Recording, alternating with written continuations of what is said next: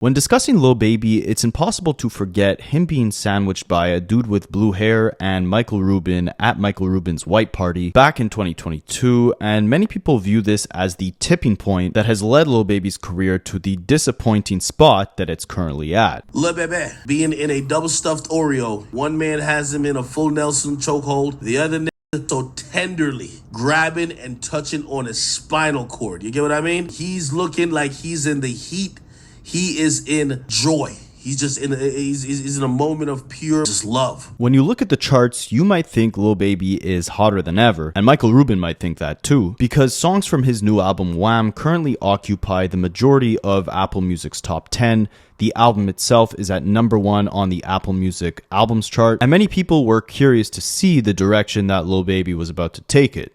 But if Drake's petition against Kendrick and UMG has taught us anything, it's that streams can be bought, hype can be fabricated, only real music's gonna last, and perception is everything. And the perception of Lil Baby is not where it once was, way back at the beginning of the decade. He was deemed to be the next Lil Wayne, the next guy with the torch, and it wasn't just the fans saying this, it was artists alike. You had J. Cole, who's notorious for going platinum with no features, including Baby as a feature on his 2021 album, The Offseason. You had Drake getting outshined by Baby on various verses, and as Kendrick put it, running to Lil Baby to get his lingo up, and people really thought this guy was untouchable. Then he got touched at Michael Rubin's white party, and nothing has ever been the same. Smaller scale artists like Ken Carson or Yeet currently generate more buzz and electrifying crowds at their concerts than Lil Baby does. His Atlanta counterparts, Gunna and 21 Savage, have quickly overshadowed his popularity, and the overall conversation about Lil Baby shifted from will his career be the next Lil Wayne to will his career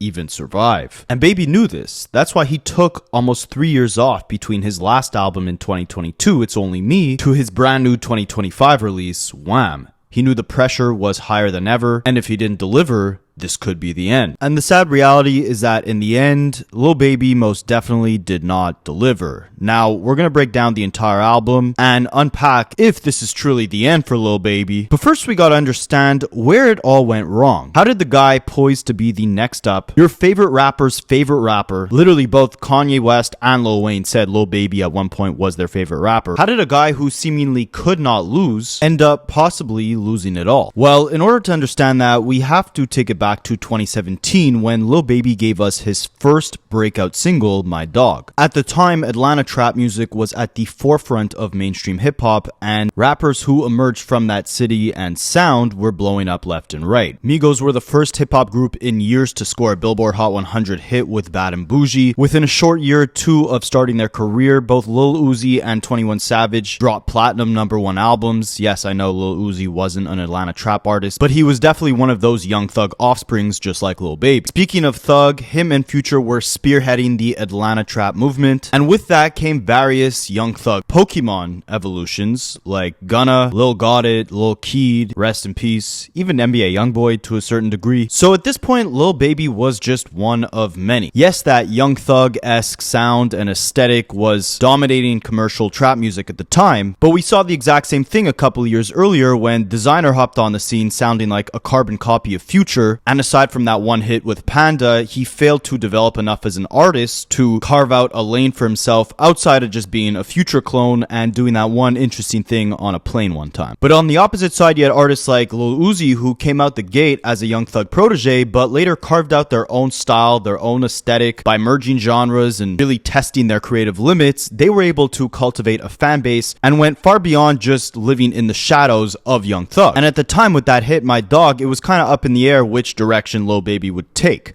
Would he be the next Young Thug clone like Designer was to Future, or would he be the next Lil Uzi, perhaps beginning his career taking a little bit too much inspiration from his mentor, but eventually carving out his own lane and direction and build a successful legacy of his own? Well, in my opinion, in the beginning of 2018, Baby's growth kind of took a back seat to his fellow Young Thug Pokemon clone, Gunna, who just dropped, in my opinion, his best project of all time, Drip Season 3. And if you really want to contextualize Lil Baby's evolution, then you should definitely check out his song on that Drip Season project, project, Oh Okay, where he's rapping back and forth with Young Thug. And my first time listening to this song, I still wasn't familiar with Baby enough to clearly distinguish his voice. I thought this was Young Thug literally rapping the entire verse. So that should tell you a lot about how much Lil Baby was standing out at the time early on in his career compared to his peers, and I believe this is for one particular reason. That is, Lil Baby never cared to be a rapper. There's interviews of Young Thug where he said that he used to have to pay Lil Baby to get into the studio and stay out of the streets because Thug saw Baby's potential more than Baby did himself.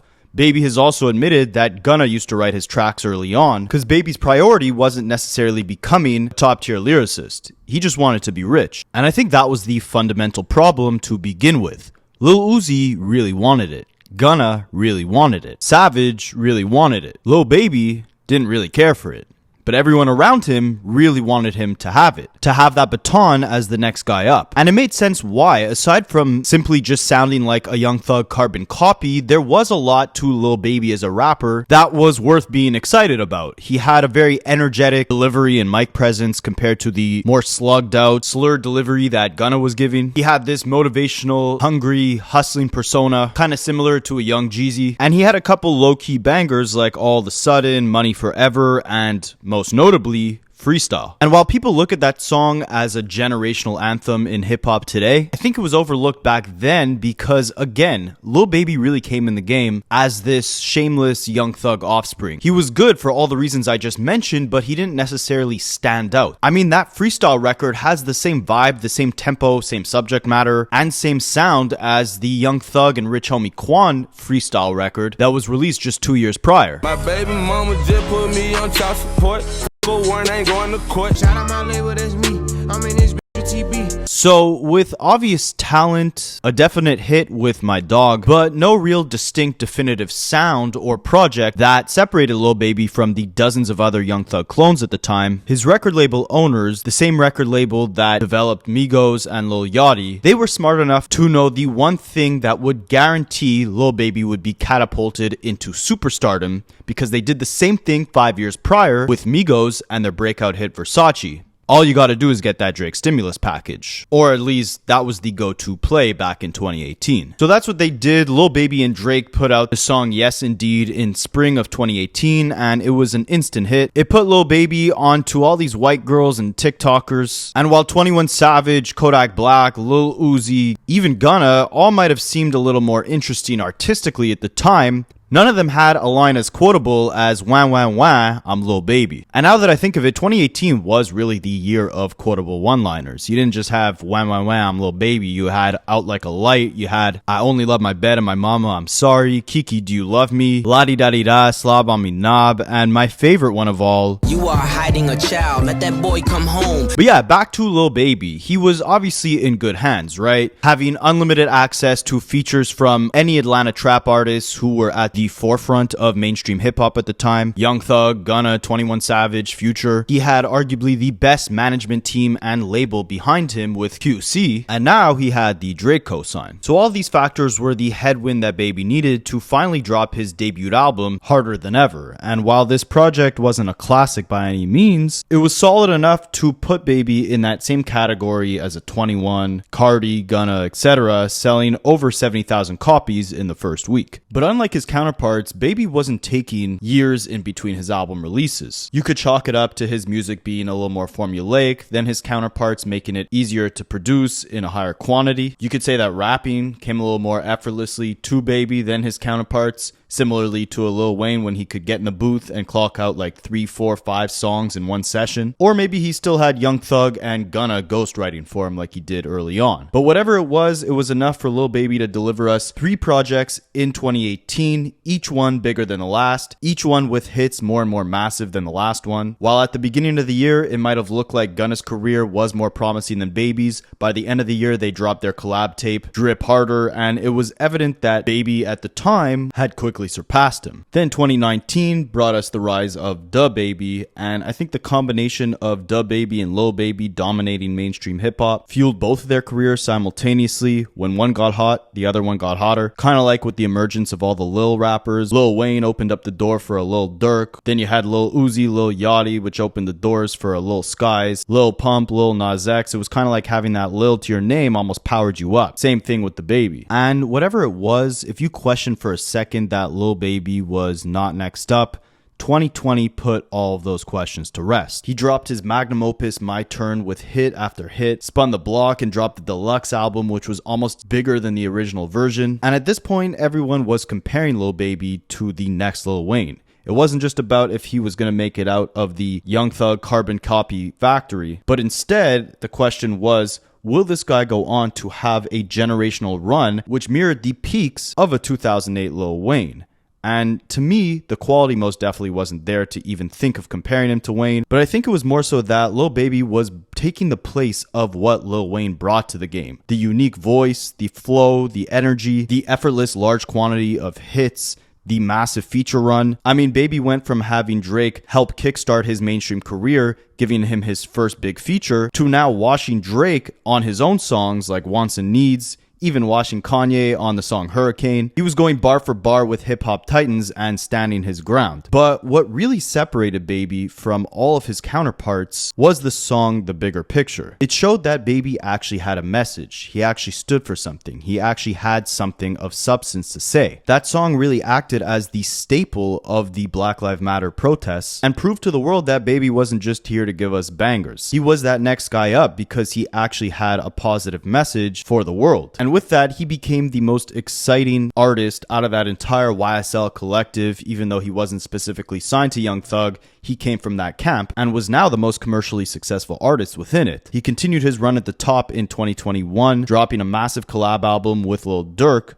However, when 2022 came around, things started looking a little dark. His childhood friends and fellow hip-hop peers, Young Thug, Gunna, and the rest of the YSL crew got locked up on RICO charges, and according to Akademiks, Lil Baby's 4PF Collective was on the list of organizations that the feds were looking at to indict on their next set of RICO charges. And whether it was because Lil Baby felt like he had to stop rapping about his everyday life due to the feds looking into lyrics from Young Thug and his own music, or maybe he simply felt like he was too big to fail. In the fall of 2022, Lil Baby made his first big misstep. He dropped his first solo album since My Turn back in 2020, but unlike the massive success that My Turn was, this new album, It's Only Me, was a complete disappointment from a quality perspective. Critics and fans were in complete disappointment. There was no evolution within the production, the flows, the subject matter. It was as bland and soulless as a trap album could get. But again, it was obvious that Lil Baby thought he was too big to fail because he set up an arena tour nationwide, gearing to perform at dozens of venues, packing out crowds of dozens of thousands of people. And to his surprise, the demand to see Lil Baby live was so low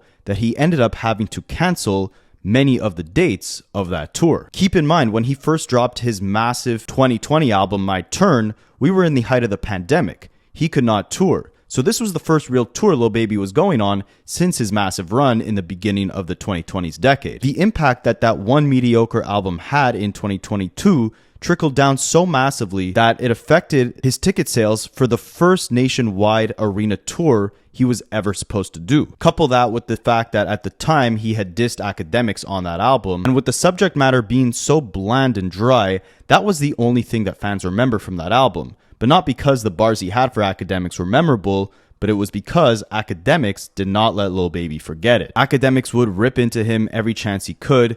Every tour date canceled, Akademiks would report on it. Every low album sales week Lil Baby had, Akademiks would go on hour-long live stream rants about the days of Lil Baby being that top guy being over. And I do think it was the poor music that led Lil Baby to the position he was in, but Akademiks adding fuel to the fire definitely did not help the overall narrative. Yo, chat, I feel like the Monstars hopped out of one of them New Jersey drones and grabbed Lil Baby and shook the talent out of him. I don't know what I'm hearing thus far, chat. I don't know what I'm hearing. It's like they shook the talent out of him. You ever seen Space Jam when they shook the talent out of him? This is like the Monstars came down. I don't know what happened to this guy. I really just don't know. And at the same time that Lil Baby was shutting down shows, Fulton County was shutting down Gunna's legal case and released him from prison. Gunna took an Alford plea where he essentially had to go under oath stating that YSL was not only a record label but also a criminal organization.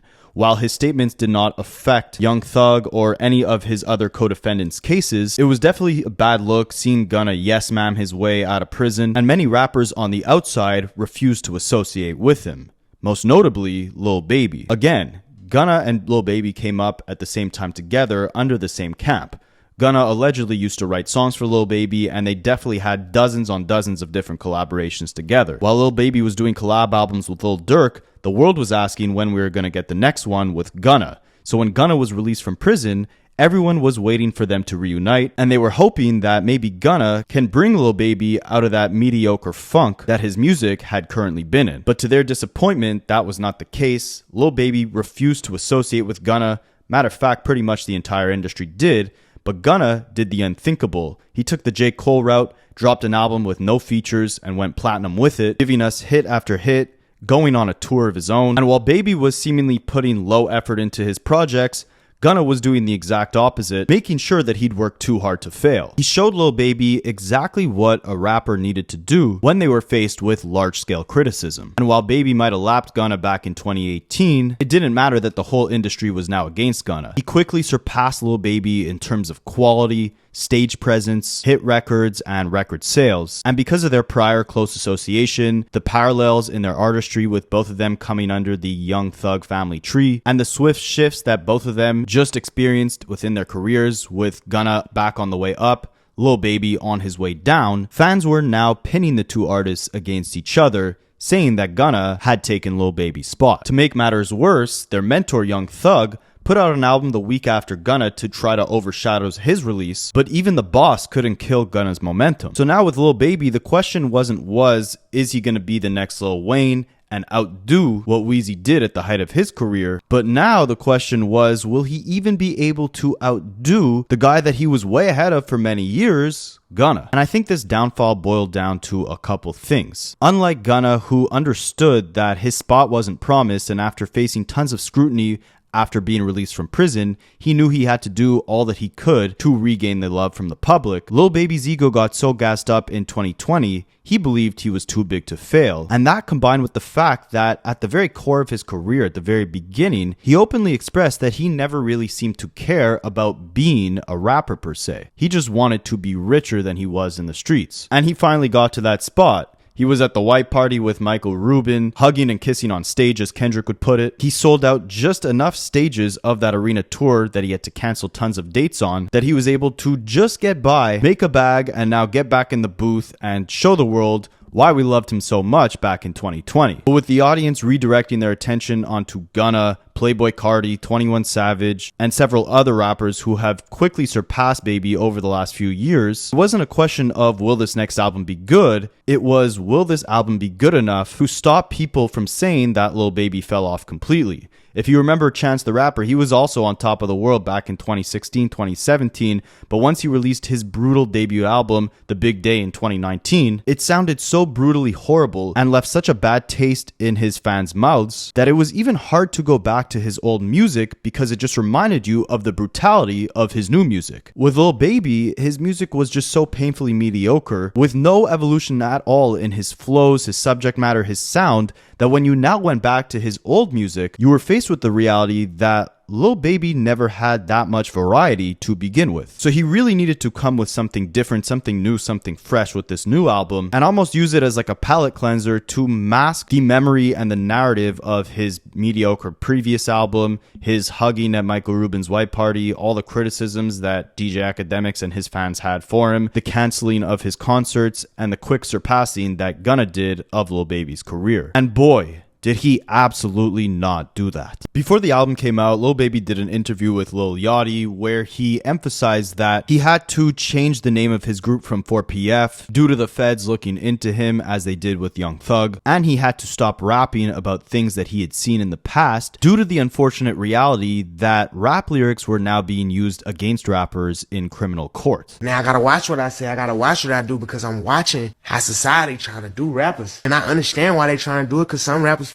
it up for everybody. And it's like, damn, now I'm in this pool. So it's like harder for me to just go in there and rap how I used to rap. I watch Young Thug try every day. I seen him, you really use stuff against him that don't got nothing to do with nothing. That right there could scare you. They could really come and up my whole career, my whole life for nothing. Something I really ain't did. You got comments on the internet saying you're gonna get a RICO. I don't even think people know how serious that is. But this might have been a good thing. Lil Baby was emphasizing that he now had something new to say. The subject matter would be fresh. His mentor Young Thug was locked up for several years. It had been several years since Lil Baby had put out music of his own. So logically, he probably had a lot to say on this new album. And it definitely seemed like it by this interview. But ironically, he had more to say of substance, of interest in these interviews than he actually did within the music. Not to my surprise, but this new album offered nothing in terms of intriguing subject matter. There was no self-reflection like he gave us on tracks like The Bigger Picture or Emotionally Scarred or Something to Prove in the past. But okay, we don't necessarily go to Baby all the time for that introspection. We go to him for the hard-hitting, energetic bars and flows over these hard-hitting trap beats, infectious hooks, etc. We go to him for the hits, the bangers, but ultimately this was just a painful album to sit through. I mean, just look at Kai Cenat's reaction to this album. You know how bad it has to be to disappoint Kai Cenat, who recently said that his favorite rappers were Drake, A Boogie with the Hoodie, Playboy Carti, and Travis Scott. I mean, you don't necessarily have to come with Nas-level bars to impress a listener like Kai Cenat. But you know how bad your music has to be to leave him like this? What? They did what I did. They did what they did. I did what I did. I guess it's just what it is. Who put this? Who wrote this on the whiteboard to add to the album? This is probably the worst song I heard so far. What?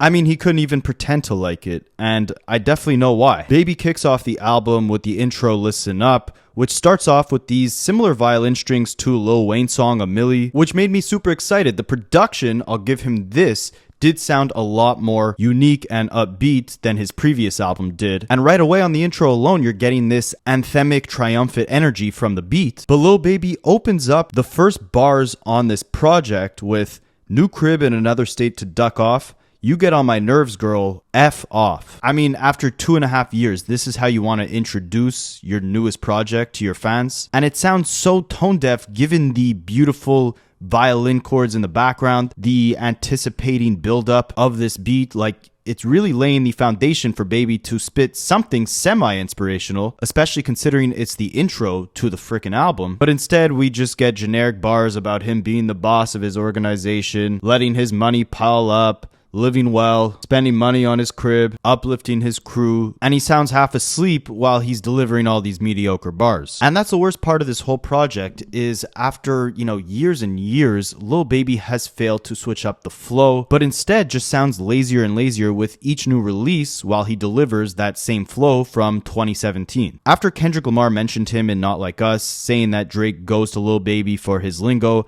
Lil Baby said that he didn't appreciate being mentioned in that song, and he's not a part of that side of rap. I want to ask Lil Baby, what is that side of rap to you? Because this side of rap, whatever you got going on with this new album, Wham, is not going to be where many people want to be for very long. I'm telling you, man, there's a change happening. People are tired of this generic garbage. We even saw it with Gunna. Like, Gunna didn't do that much to break the envelope, if that's an expression, but he at least gave us some new flows, some catchy hooks. Like, his new music sounds refreshing or a little more varied than his other work. This project by Lil Baby is all of the same, just in a much lazier way. Again, I think the guy thought he was too big to fail, and he still thinks that. I will give him this. He did switch up the flow on the third track, F You 2 times, but I don't know what it is. He almost sounds tone deaf to the point where he's delivering this fast-paced flow. He's attempting to give us some quotables on the hook, drawing back to Tupac with the claim to be a player but I effed your wife bar. But all this is delivered in this sluggish, half-asleep type vocal delivery where it's like, where do you think this song can be played? It's not, lyrical enough where real hip-hop fans are going to listen to it and dive into the bars and appreciate what you're saying. The melody is nowhere near infectious enough where you could play this in the club without, the strippers falling asleep. And the flow either sounds like something we've heard 8 million times before, or it's just like so uncomfortably tone deaf where it's like it's unbumpable in the whip. So it's like, where are you going to play a song like this? The only real redeemable qualities to me on this project are a couple of the features. The song Dumb Dumb and Dumber with Young Thug and Future is definitely a standout. It's nice to see Young Thug come home sounding energized and hungry, and his chemistry with Baby and Future is pretty solid. Glorilla delivers arguably the best verse on the entire project, but the production on that record and Baby's hook and verse are just so forgettable that she almost should have saved that verse for a song of her own. 21 Savage comes in with some bars dissing Kendrick, saying he's with the Drake, no kung fu. Travis comes in with a weird vocal delivery on the hook of the song Stuff. I mean, even the titles of these tracks are generic, and I find a lot of these rappers, Travis, Future, 21, when they do features for each other on each other's projects, because they're always featured on each other's albums. It's like the same 5 features constantly. Young Thug, 21, Travis, Future, and Drake. Look at any like Gunna, Nav, Future, or Young Thug project from the last few years and you'll see the feature list always looks the exact same. And more often than not, these features are usually just phoned in verses. Maybe Baby is taking inspiration from his artist Ralo Rodriguez's style of kind of like mumbling, crooning on a track, because he's doing that a lot here. But again, combine that with the similar flows we've heard before,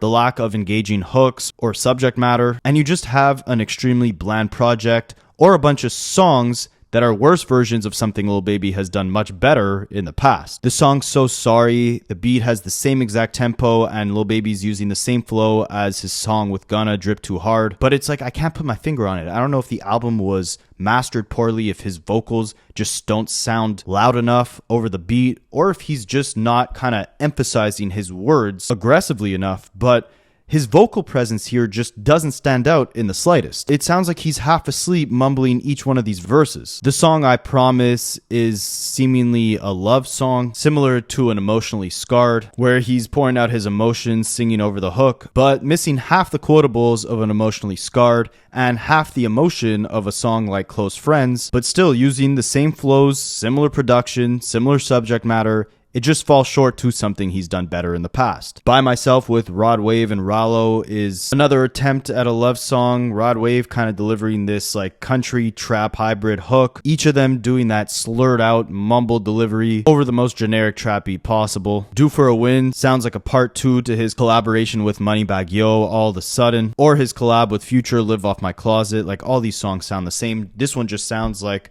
a much lower energy version of that. And by far the lowest moment of this album comes on the song Say Twin, where I think Lil Baby is attempting to give us a similar quotable to like he had in 2018 with that Wham Wham Wham the Baby, giving us something as foolish but much less cashy with a hook that just repeats the phrase say twin, say twin, say twin, say twin. To all you YouTube conspiracy theorists out there, maybe that was an Illuminati reference, because when you say twin really fast, it sounds like say tin. So maybe Lil Baby joined his friend Lil Uzi to become a devil worshipper, but no amount of Illuminati power can help that song propel to the top of the charts. And really, I mean, maybe because it's been 2.5 years since the last Lil Baby album, there's been a little bit of hype. There's hype between the Young Thug feature, the Travis Scott feature. You might see this album perform decently on the charts for the first week, maybe 2 if he's lucky. But I can guarantee you, I said this when his last album came out in 2022, nothing from this project is going to stick. When I said that last time, I didn't have this channel, I didn't have you guys, but I had my friends who all looked at me like I was crazy. Lil Baby was on the top of the world, and that last project, he was using a lot of the same flows, a lot of the same sounds as we saw on My Turn. So they all looked at me like I was crazy, like he's just doing the same thing he was doing back then all over again, so this is guaranteed to blow up. But I said, no, that's the problem, is that there's no evolution. And I'm not seeing it here either. I'm seeing a little bit of a step up in the production, some small efforts here and there like on FU 2 Times or Dumb Dumb and Dumber with Young Thug and Future to kind of step up his game. lyrically or minor incremental switches in the flow. But ultimately, there's no quotables or infectious hooks like he had on Yes Indeed. There's no hypnotizing melodies like he had on A Drip Too Hard or An Emotionally Scarred. There's no intense hunger like he had on A Something to Prove or A Freestyle or Every Chance That I Get. There's no strong collaborations like we saw with A We Paid or the song Baby with the Baby. There's no high energy, ear candy type loops on any of the production here like there was on a song like Whoa or Real As It Gets or A Lowdown. There's no impactful, meaningful message like there was on The Bigger Picture, and it really sounds like he has this soul sucked out of him. Like, even on some of the more low-key joints off his album My Turn, Live Off My Closet, Forget That with Rallo, that was one of my personal favorites. Like, he's not really doing anything necessarily different there than what we've heard from him a million times before, but he just simply sounded like he put his heart into those records. At least a little bit of heart. With this album, it sounds like he forgot to do all of that, and I really think it's possible for any artist to make a comeback, but unfortunately, Lil Baby with this new album made that climb to the top much steeper, and someone who was quote-unquote going harder than ever has really made it harder than ever to enjoy his music. There's a lot of little nuggets in both of their disses that if it wasn't for these breakdowns, and salute to, guys like this, Rapaholics, because I think they directly get it.